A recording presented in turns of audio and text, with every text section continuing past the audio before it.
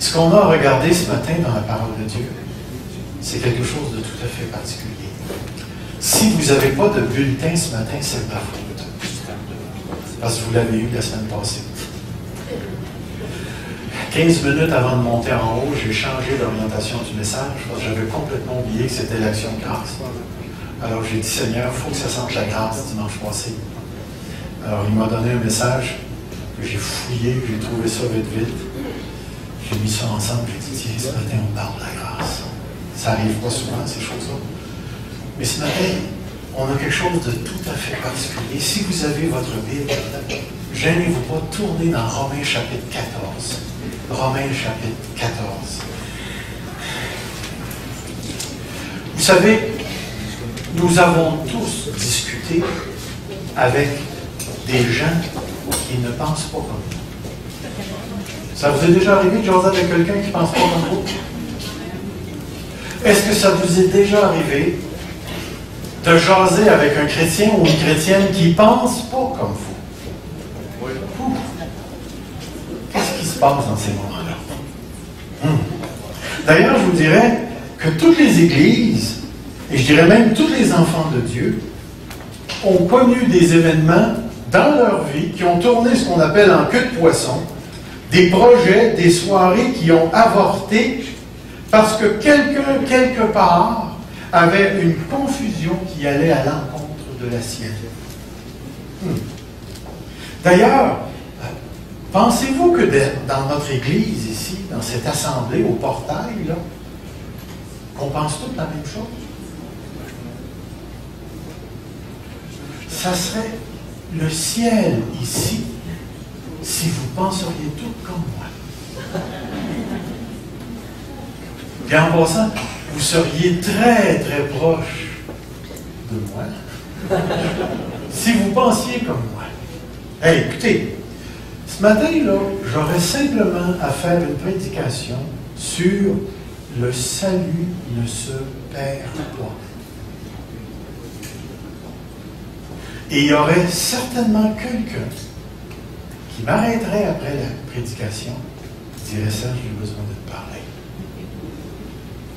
Puis là, il défendrait sa position, le salut se perd. Oui, ça m'est arrivé. Ça m'est arrivé. Écoutez, plusieurs fois, je me suis retrouvé dans des situations où j'ai jasé avec des gens suite à une prédication parce qu'ils ne pensaient pas comme moi.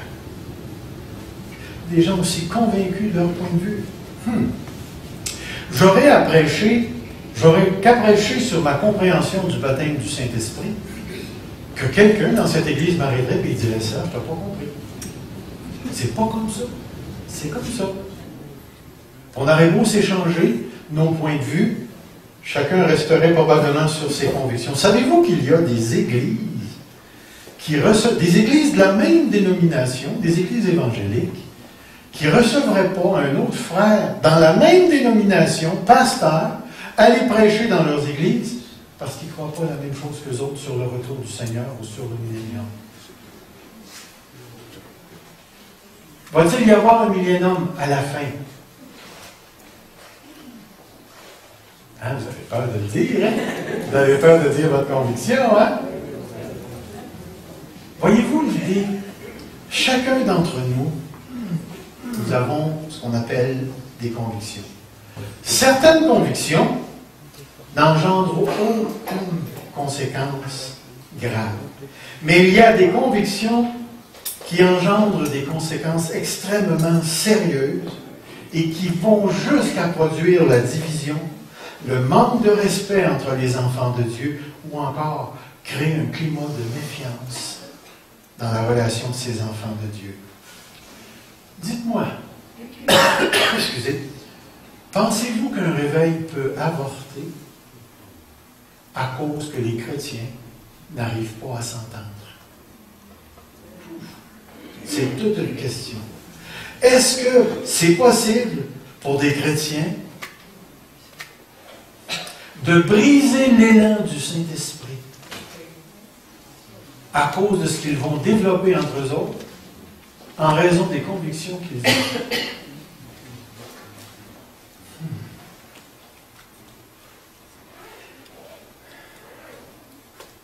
Permettez-moi de rappeler un événement qui s'est passé il y a plusieurs années ici, dans Granby. Vous rappelez-vous des vigiles?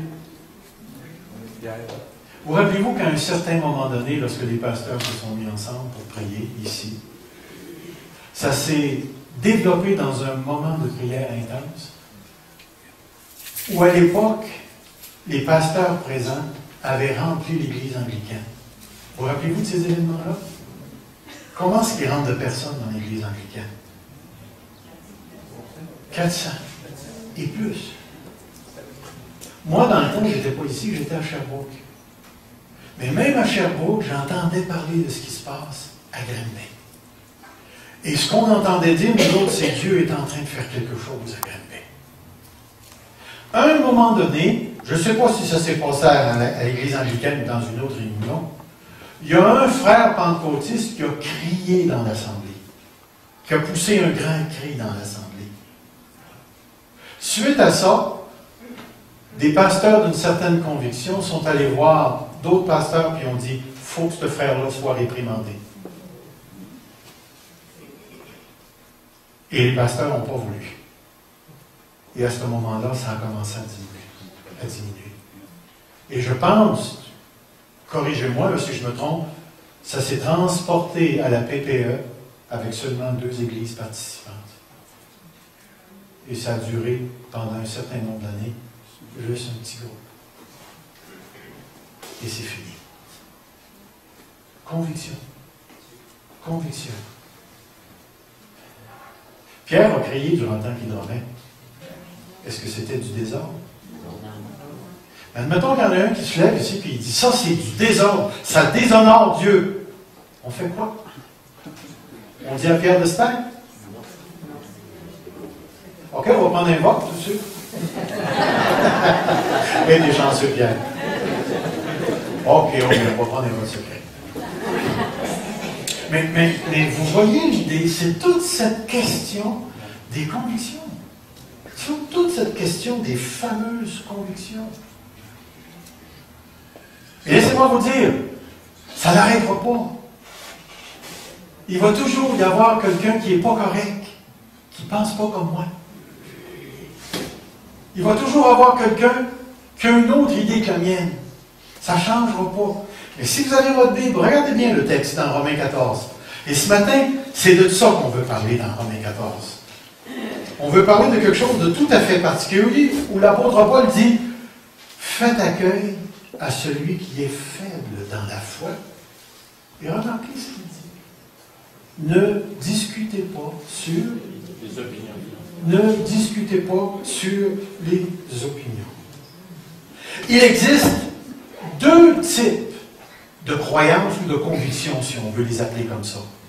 Il y a les croyances de premier ordre, puis il y a les croyances de deuxième ordre. Les croyances de premier ordre sont des croyances fondamentales. Tu ne peux pas venir à Dieu et tu ne peux pas être sauvé sans ces convictions-là.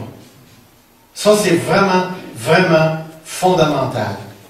Il y a des croyances de deuxième ordre. Laissez-moi vous dire, peux-tu être sauvé, recevoir la vie éternelle, le pardon de tes péchés, si Dieu n'existe pas?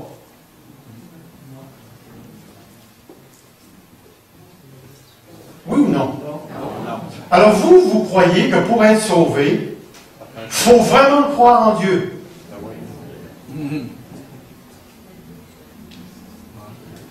OK. Alors, moi, je crois en un Dieu qui s'appelle Shibubana. Est-ce que je peux être sauvé? Non. Pourquoi? Je crois en Dieu. Est-ce qu'on peut être sauvé sans le Dieu de la Bible? Oh, c'est intéressant à penser. Est-ce que je peux être sauvé par d'autres choses que la croix de Jésus-Christ? Non. Sa mort et sa résurrection. Est-ce que je peux être sauvé si je crois que le don des langues, c'est fini? Êtes-vous certain de ça? Parce qu'on m'a déjà dit que je ne peux pas être sauvé sans ça. OK. Est-ce qu'on peut être sauvé sans naître de nouveau? Non. OK. Est-ce que je peux être sauvé si je crois que je perds mon salut? si je crois que je ne le perds pas? Est-ce que je peux être sauvé si je crois qu'il n'y a pas de millénium? Est-ce que je peux être sauvé si je crois qu'il y en a un? Alors, quand vous dites oui, oui, oui, là, est-ce que ce sont des croyances de deuxième ordre ou des croyances de premier ordre? Alors, vous savez ce que je veux dire par des croyances de premier ordre, des croyances de deuxième ordre. Et c'est tellement important, savez-vous pourquoi? Parce que j'ai remarqué et j'ai constaté et j'ai déjà lu ceci, que dans les milieux prophétiques, on a beaucoup tendance à prendre des croyances de deuxième ordre et à en faire des croyances de premier ordre. Laissez-moi vous dire, j'ai vécu une expérience extraordinaire avec Dieu. Je vous ai déjà conté ça. Hein? À un moment donné, j'étais tout seul dans une chambre avec un gars qui était là, qui sa job, c'était d'aider ceux qui se repentaient. Puis là, j'ai vu une boule de lumière. C'était tellement lumineux. Puis là, j'ai commencé à pleurer.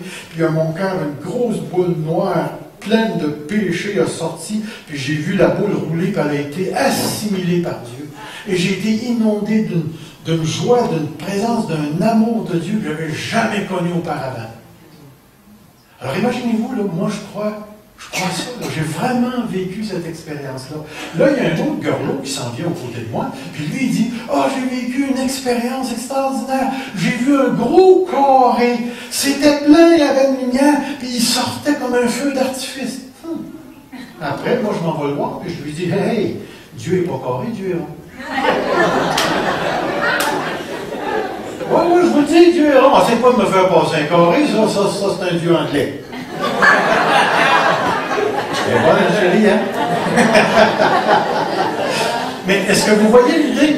J'ai vécu une expérience, et la tendance, et le danger d'une expérience, c'est que tu prends l'expérience, et tu en fais une sorte, tu l'interprètes, et ensuite tu en fais un critère pour évaluer tout ce qui est là. Vous vous rappelez de l'exemple de la carte de crédit que je vous ai déjà donné? Un frère s'est endetté par la carte de crédit. Il était vraiment étouffé. Dieu dans sa grâce, a eu pitié de lui. Il lui a donné un montant, il a payé sa carte de crédit. Dieu lui a vraiment fait une grâce. Il revient à l'église, puis il commence à prêcher. Toutes les cartes de crédit sont du diable. Si tu as une carte de crédit dans ton portefeuille, tu sers le diable. Voyez-vous, il est parti d'une expérience personnelle. Il a interprété. Il a pris son interprétation, il en a fait une conviction, et à partir de ça, il a commencé à interpréter le tout. Combien de fois on fait ça? Et laissez-moi vous dire, ça ne peut pas être autrement. C'est comme ça que les convictions se construisent, les bonnes et les mauvaises. Mais l'idée ici, c'est qu'il faut réellement réaliser que les convictions sont d'ordre différent. Est-ce qu'on laisse nos jeunes louer Dieu avec la musique rock and roll? Il y en a qui disent non, il y en a qui disent oui. Écoutez, il y en a même qui m'ont dit que de faire rentrer une guitare dans une église, puis un drum, puis une bass, c'est d'emmener le monde dans l'église. Alors ce matin, nous avons tous participé au monde. On rit, mais écoutez, il y a des chrétiens qui ont quitté l'église lorsque j'étais à Roqueforest, parce qu'un dimanche matin, on est arrivé, il y avait le sax, le piano, le drum, la bass, puis la guitare. On a tout monté ça en avant, puis le piano était caché dans le fond là-bas, avec une guitare acoustique qui jouait en arrière du piano, puis il ne fallait pas trop l'entendre. Puis là, il fallait chanter des cantiques, puis des ci, puis des ça. Quand moi, je suis arrivé là, après 4 mois de pastorat, on te montre ça, pour moi, c'était comme une bombe. Mais je vous garantis que tout le temps de la louange, ça tapait du pied dans cette église-là. Waouh, les gens étaient contents, il y avait quelque chose. Mais il y a des frères et des sœurs qui sont venus me voir, qui ont quitté l'église, parce que j'avais fait rentrer le monde dans l'église. Leur conviction, leur manière d'interpréter les choses. Et c'est pour ça que dès le début, l'apôtre Paul nous dit au Romains 14, faites accueil à celui qui est faible dans la foi et ne discutez pas sur les opinions. Permettez-moi de vous lire le premier verset dans d'autres versions. La version d'Arby dit ceci. Or, quant à celui qui est faible dans la foi, recevez-le, non pas pour la décision de questions douteuses. C'est intéressant comment il traduit ça. Dans la Bible Crampon, c'est marqué, quant à celui qui est faible dans la foi, accueillez-le, sans discuter des opinions. Lui, il n'en fait pas deux commandements, il le met à la suite de l'autre. Dans la Bible, Jérusalem, c'est écrit « À celui qui est fait dans la foi, soyez accueillants sans vouloir discuter des opinions. Dans la Bible Colombe, c'est marqué « Accueillez celui qui est fait dans la foi et ne discutez pas sur les opinions. »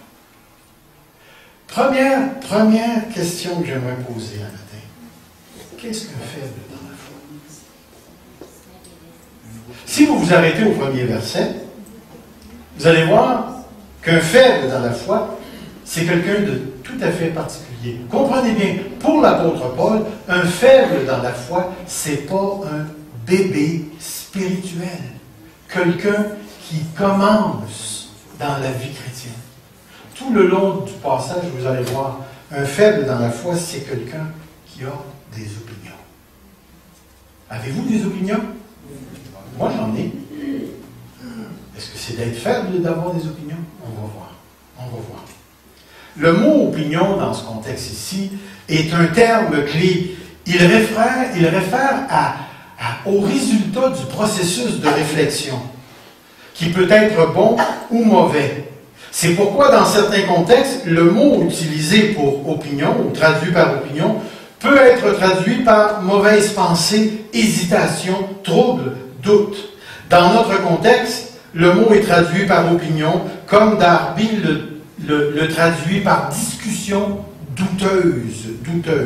En d'autres mots, là, ce dont l'apôtre Paul parle ici, ce sont des convictions de deuxième ordre, qu'on pourrait mettre entre parenthèses appelées bagatelles.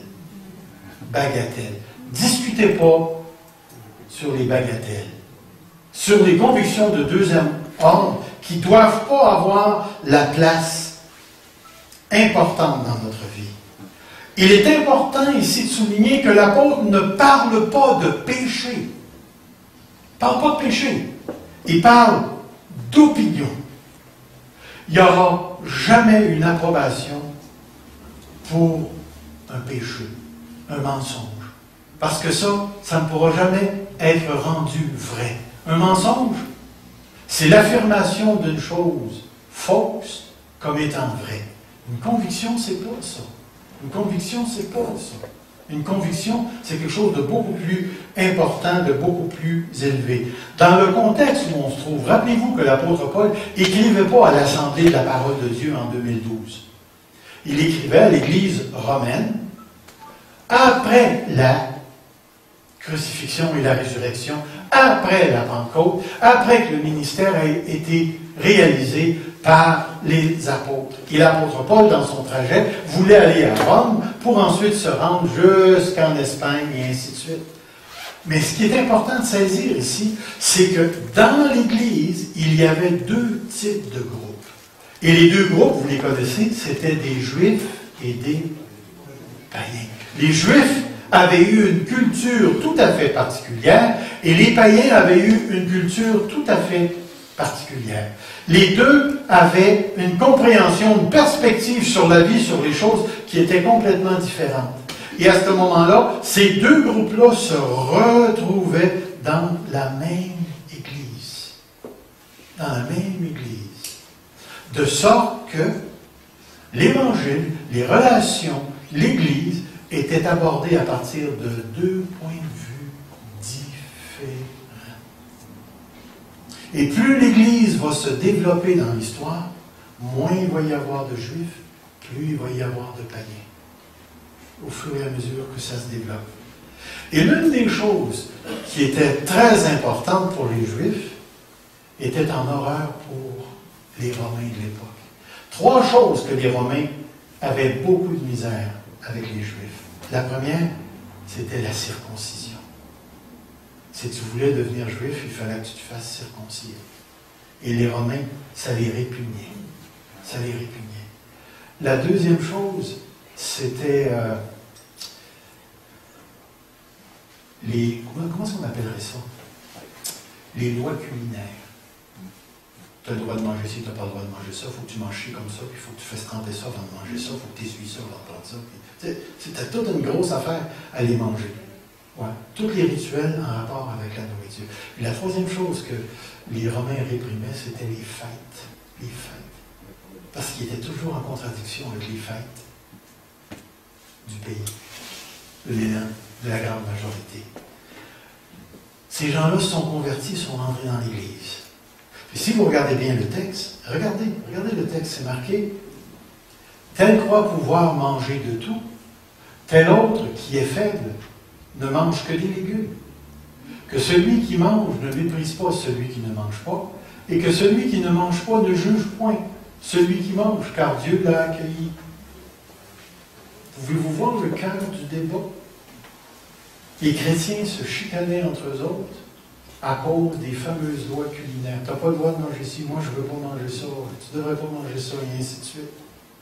Un chrétien faible n'est pas un chrétien qui n'a pas de conviction.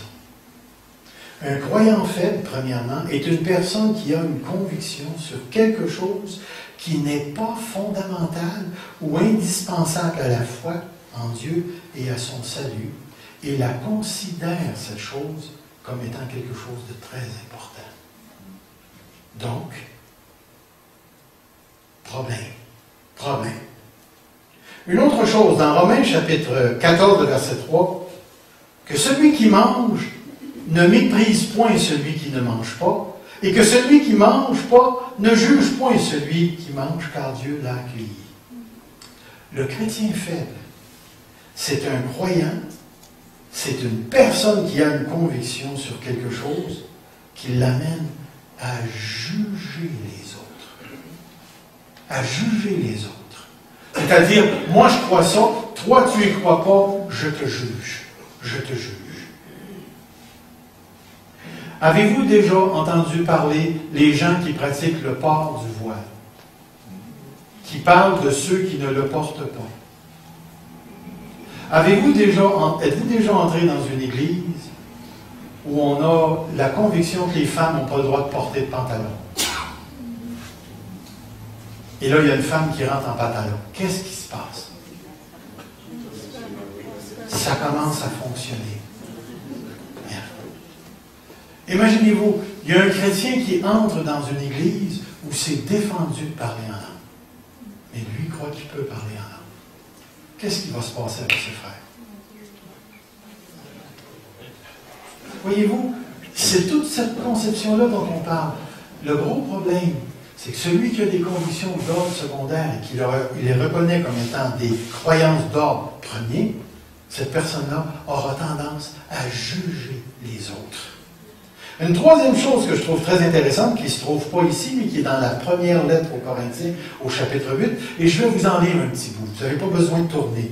Pour ce qui concerne les viandes sacrifiées aux idoles, nous savons que nous avons tous la connaissance. Ça, c'est le verset 1. Je saute au verset 4. Pour ce qui est donc de manger des viandes sacrifiées aux idoles, nous savons qu'il n'y a point d'idole dans le monde et qu'il n'y a qu'un seul Dieu. Il y a un seul Dieu. Mais cette connaissance n'est pas chez tous. Quelques-uns, d'après la manière dont ils envisagent l'idole, mangent des viandes sacrifiées comme étant sacrifiées aux idoles, et leur conscience qui est faible en est souillée. Leur conscience qui est faible en est souillée.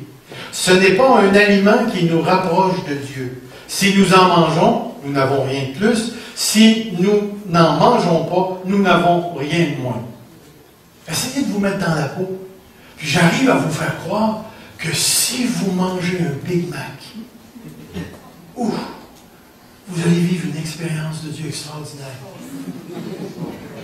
Mais si tu manges du Burger King, t'es charnel. Pouvez-vous vous imaginer l'idée? Est-ce qu'un morceau de viande va nous rapprocher de Dieu? Donc, quelqu'un qui rentre ici avec des bijoux et une chose à son cou, là, y est-tu plus proche de Dieu que nous? Y est-tu moins proche de Dieu que nous? Quelqu'un qui rentre ici avec du maquillage, là, en Mardi Gras, là, il y en a en masse, là, tellement, là. Cette personne-là, est-tu plus loin de Dieu que nous? Si elle rentre avec des tatous, es-tu plus loin ou plus proche de Dieu? Est-ce que le fait de mettre quelque chose sur notre peau, ça nous rend plus spirituel?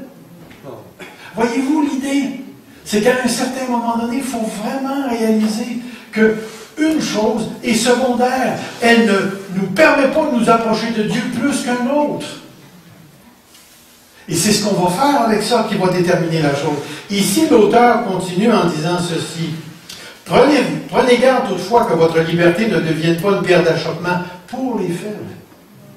Là, celui qui a la conscience faible est appelé un faible. Pourquoi? Parce qu'il est incapable de faire la différence entre les choses. Voyez-vous, nous nous retrouvons dans un contexte similaire à Romains. La conscience, c'est une connaissance de soi, de ses actions, qui peut être positive ou négative. La conscience a pour but de gérer l'action morale, le processus moral dans nos vies. De sorte que si une personne fait quelque chose qu'elle reconnaît comme étant mal, sa conscience va commencer à travailler. Mais est-ce qu'une personne peut se sentir mal par rapport à une chose, se voyant comme faisant mal à une chose, même si la chose n'est pas mal? Est-ce que vous me comprenez? Est-ce que je peux penser qu'une chose est mal, même si la chose n'est pas mal? Oui. OK. Petite fille est invitée à un party pyjama. Sa mère lui a dit pendant toute son évolution, jusqu'à l'âge de 8 ans, tu n'as pas le droit d'être grosse, tu n'as pas le droit d'être grosse, tu n'as pas le droit d'être grosse, il faut que tu restes slim. La beauté physique, c'est ce qui est le plus important, ainsi de suite. Alors, elle est invitée au party pyjama, puis là, la mère de la petite fille te fait un immense pot de popcorn. Et toutes les petites filles se jettent dedans. Comme elle ne veut pas être à part, qu'est-ce qu'elle fait? Plou! Elle saute dans le plat. Quand elle va ressortir du plat, elle va se sentir comment? Pourquoi? La foi vient de ce qu'on entend. La foi vient de ce qu'on entend. Et ce qu'on entend, dans ce cas-ci, vient de la parole de maman. Maman devient le critère, la paire de lunettes qui va déterminer la conviction de la personne. C'est mal d'être gros, je mange du popcorn, je vais venir énorme. Et la petite fille sort de là, et elle est toute coupable. Et comprenez bien, la fausse culpabilité produit le même fruit que la vraie culpabilité. Celui qui pêche pour le vrai en faisant quelque chose de mal se sent réellement coupable. Celui qui fait quelque chose de mal, sans que ça soit mal, se sent réellement coupable. Le même fruit. Excepté l'un est basé sur la vérité, l'autre est basé sur le mensonge. Et combien de frères et de sœurs ont des convictions basées sur la théologie émotionnelle? On rencontre ça partout. Je me sens bien dans telle croyance, donc ça c'est la vérité. Pas vrai. Et ici, on est dans un contexte, un croyant faible, c'est un croyant dont la conscience est faible. Tous n'ont pas cette connaissance, nous dit la parole. Tous n'ont pas cette connaissance. Et c'est tellement important parce que ça peut influencer toute la vie spirituelle. Je m'en vais vers un principe tout à fait important pour nous. Quatrièmement, c'est-tu troisièmement? Oui. Je vais vous les lire après. Un croyant faible est une personne qui a une conscience faible, c'est-à-dire qui ne peut pas prendre les bonnes décisions morales en raison de ses convictions personnelles. Quatrièmement, un croyant faible est une personne qui peut se rendre coupable en agissant contrairement à ses convictions personnelles afin de reproduire les agissements des plus forts. Je vais répéter. Un croyant faible est une personne qui peut se rendre coupable en agissant contrairement à ses convictions pour faire ce que les plus forts peuvent faire. Laissez-moi vous lire le texte. Ici. Dans Romains chapitre 14, verset 22, il est écrit « Cette foi que tu as, garde-la pour toi devant Dieu. Heureux celui qui ne se condamne pas lui-même dans ce qu'il approuve, mais celui qui a des doutes au sujet de ce qu'il mange est condamné, parce qu'il n'agit pas par conviction. » Et ce qui est intéressant dans le grec, c'est que le mot conviction ici est traduit par le mot foi.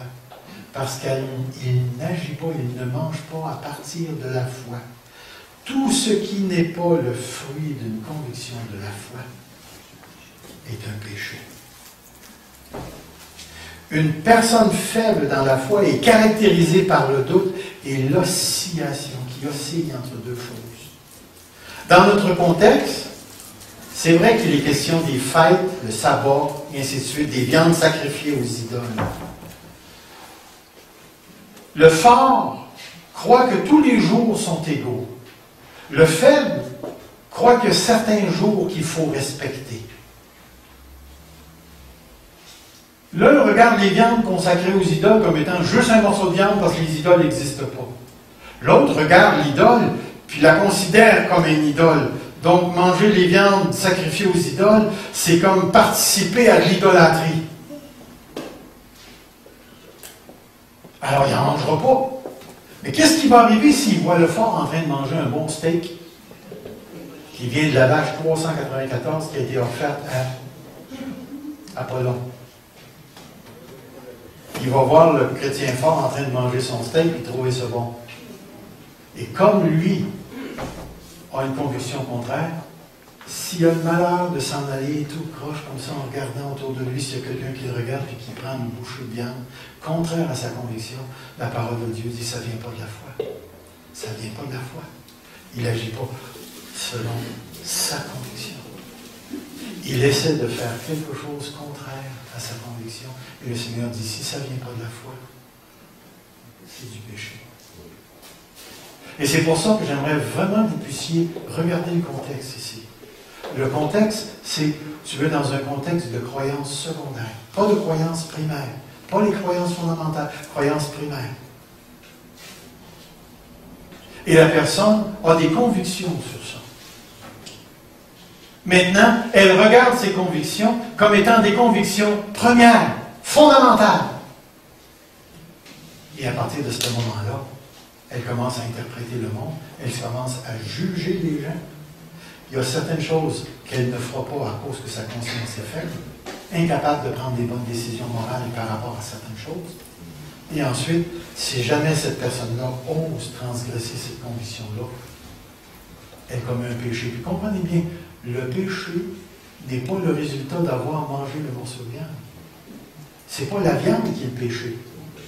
C'est le processus qui s'est passé à l'intérieur de la personne qui l'a emmené à choisir d'agir contrairement à la foi. Une chose qui est très intéressante dans le texte de Romains 14, Dieu ne condamne pas les gens qui ont des convictions. Savez-vous pourquoi? Parce qu'un petit peu plus bas, c'est marqué ceci. Au verset 6, celui qui distingue entre les jours agit ainsi pour le Seigneur. Celui qui mange, c'est pour le Seigneur qu'il mange, car il rend grâce à Dieu. Celui qui ne mange pas, c'est pour le Seigneur qu'il ne mange pas, et il rend grâce à Dieu. En effet, nul de nous ne vit pour lui-même, et nul ne meurt pour lui-même. Car si nous vivons pour le Seigneur. Si nous mourrons pour le Seigneur. Alors, soit donc que nous vivions, soit que nous mourions, nous sommes au Seigneur.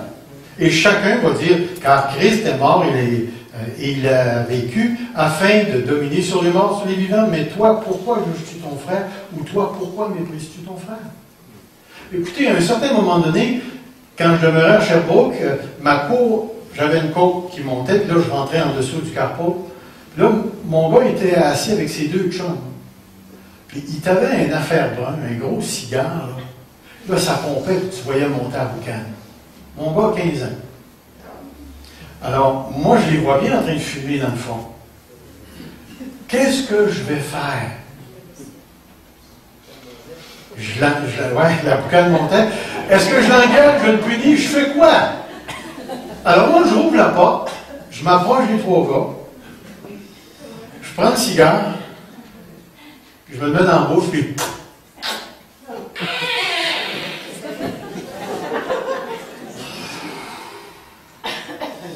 Là, je lui redonne, puis je dis, c'est pas comme les bons cubains. Puis je rentre dans la maison. Est-ce que j'ai bien agi ou j'ai mal agi? Faites belle attention. Mais est-ce que vous pourriez voir l'idée? L'idée, c'est qu'il y en a qui m'auraient condamné direct là. Il dit, ce qu'il aurait fallu, c'est que tu prennes ton gars, tu le prennes, puis tu fasses ci, puis tu fasses ça. Je dis, écoute, ils ont 15 ans, les gars. Est-ce que mon gars fume le cigare aujourd'hui? Non. Pas en tout. Est-ce qu'il fume la cigarette? Non. Est-ce qu'à 15 ans, tu n'as jamais été assez fou pour essayer des affaires, toi? Lui, ce qu'il a fait à 15 ans, moi, je l'ai fait à 7 ans. Mais il y a une chose que je sais, c'est que j'ai gagné la confiance des trois qui étaient là. J'ai toujours été M. Pinard pour ces gens. Et même quand on les rencontre, son père de famille, aujourd'hui, ils ont des enfants. Quand ils nous rencontrent, Hélène et moi, c'est monsieur et Mme Pinard. On représente encore quelque chose de bon pour eux autres. J'aurais pu. Mais voyez-vous l'idée? Ma conviction en moi, là, me dit que de fumer un cigare à 15 ans, c'est pas nécessairement mal. Si ça avait été un joint de pote, là, je ne vous dis pas que ça aurait été la même affaire. Parce qu'on sait déjà que c'est illégal. On aurait probablement eu une super de bonne discussion. Mais l'idée, c'est que j'ai gagné mon fils sur cet aspect-là. Et ça a été tellement, tellement, tellement important. Parce que j'ai vu des pères et des mères de famille inculquer des convictions à leurs enfants que les enfants ont vomi dans l'adolescence. Pour qu'une petite fille qui voit venir sa mère dire « Regarde-la, la maudite foi, elle s'en vient. » C'est parce que la mère avait rentré l'Évangile à grosse bouchée dans le fond de la gorge, puis elle l'avait rentré jusque dans l'estomac. La pauvre petite fille en avait souffert. Voyez-vous l'idée, là? Le danger pour les faibles dans la foi, c'est de prendre leurs convictions et d'en faire des règles, des lois tellement fortes que ça ne peut pas déboucher sur autre chose que de juger ceux qui ne pensent pas comme eux. Et je vais te dire quelque chose. Dieu n'est pas contre le fait que tu aies ces convictions-là. Dieu n'est pas contre le fait que tu aies ces convictions-là. Si tu n'aimes pas le rock'n'roll, puis c'est mal, continue de ne pas aimer ça. Mais la manière dont tu vas te comporter, parce que le principe que je veux vous emmener, c'est celui-ci.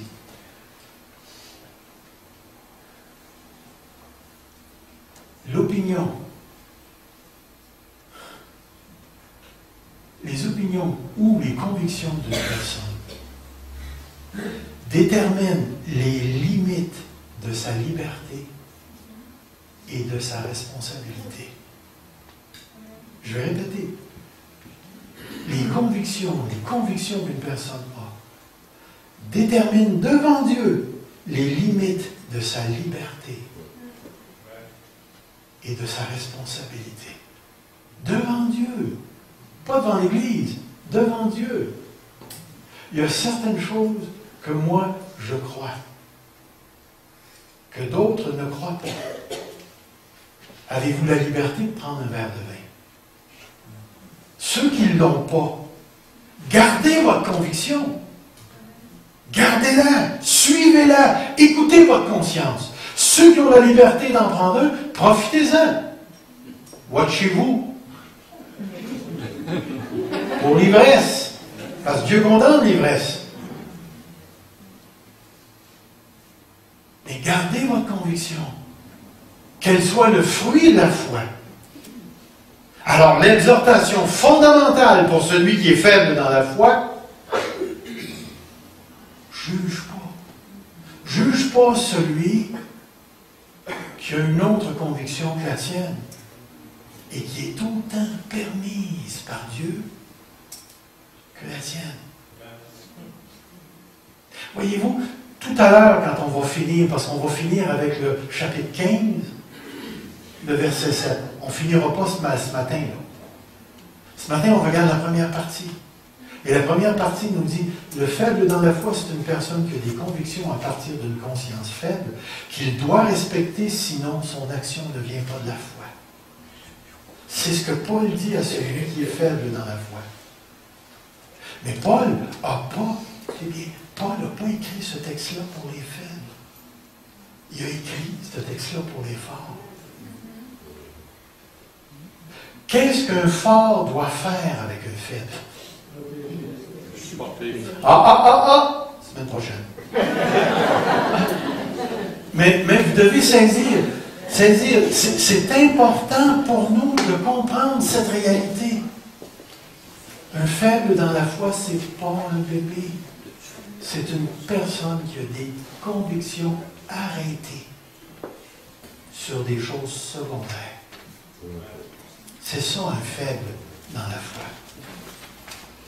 Quand tu vas rencontrer un de tes frères baptistes qui te dit, là, moi, ceux qui parlent en langue, là, fais juste prendre un pas de recul.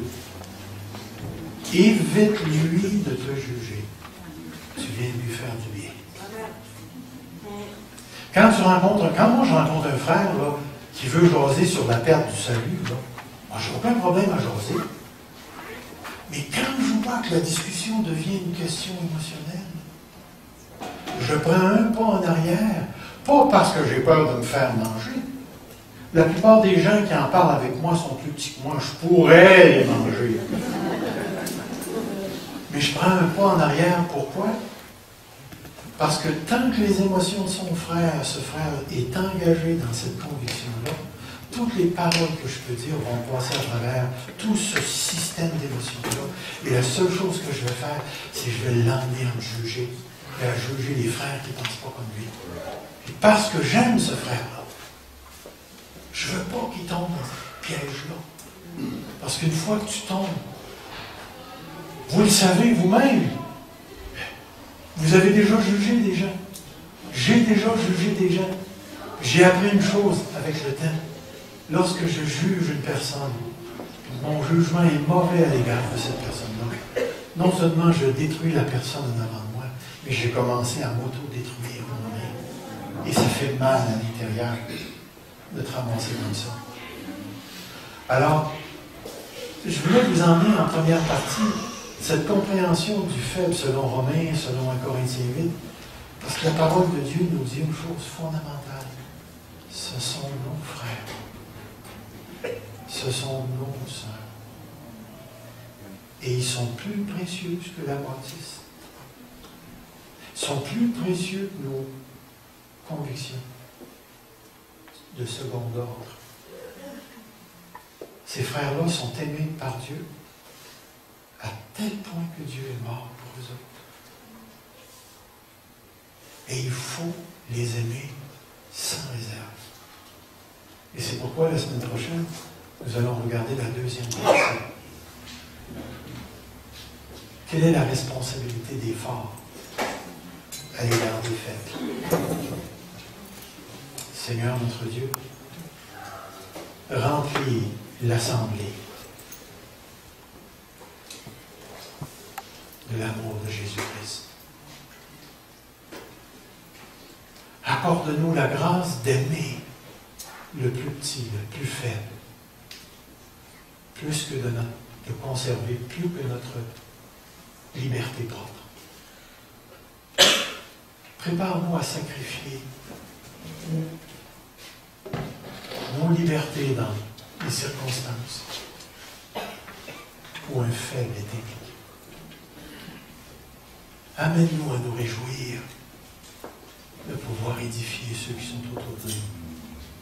Car je sais qu'il y a plus de joie à donner qu'à recevoir.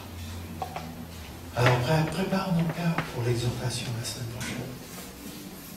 Que nous puissions voir dans ta lettre aux Romains ce que tu t'attends de ceux qui ont des convictions dans lesquelles ils ne se condamnent pas, mais qui se réjouissent dans la foi au Seigneur Jésus-Christ. Que le nom de Jésus soit élevé et que l'amour de Christ règne parmi nous. Amène-nous à un même sentiment, même si dans les pensées nous sommes différents. Amène-nous à conserver l'unité dans notre assemblée, plus que d'avoir raison. Donne à l'équipe pastorale de cette assemblée le respect approprié, l'amour approprié pour vivre dans la différence. Remplis les enfants de Dieu de ton Saint-Esprit pour qu'ils aiment ceux qui ne pensent pas comme eux. Jésus-Christ, je t'aime. Et je sais que tu seras toujours plus grand que ma pensée. Que tu seras toujours plus grand que ce que nous comprenons de toi. Maintenant, Seigneur, prépare nos cœurs à recevoir l'exhortation dimanche prochain. Même si cette introduction, Seigneur, a pris tout notre temps, prépare nos cœurs pour la semaine prochaine. Dans le précieux nom de Jésus. Amen.